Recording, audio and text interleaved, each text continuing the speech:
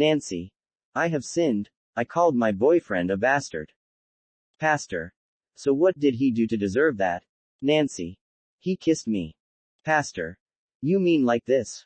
The pastor kissed the girl. Nancy. Yes. Pastor. Well, that's no reason to call him a bastard. Nancy. But he touched my breast. Pastor. You mean like this? The pastor touched her breast. Nancy. Yes. Pastor. That's no reason to call him a bastard. Nancy. But, he took off my clothes and had sex with me. Pastor. You mean like this? He took off her clothes and had sex with the girl. Nancy. Yes. Pastor.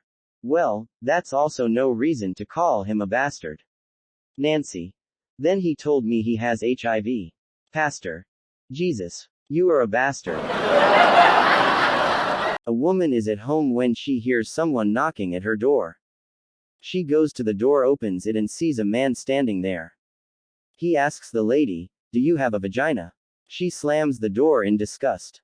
The next morning she hears a knock at the door. It's the same man and he asks the same question to the woman, "Do you have a vagina?" She slams the door again. Later that night when her husband gets home, she tells him what has been happening for the last 2 days. The husband tells his wife in a loving and concerned voice, "Honey, I'm taking an off tomorrow so as to stay at home, just in case this guy shows up again." The next morning they hear a knock at the door and both ran for the door. The husband whispers to the wife, "Honey, I'm going to hide behind the door and listen, and if it is the same guy, I want you to answer yes to the question, because I want to see where he's going with this." She nods yes to her husband and opens the door. Sure enough, the same fellow is standing there. He asks the same question, "Do you have a vagina?"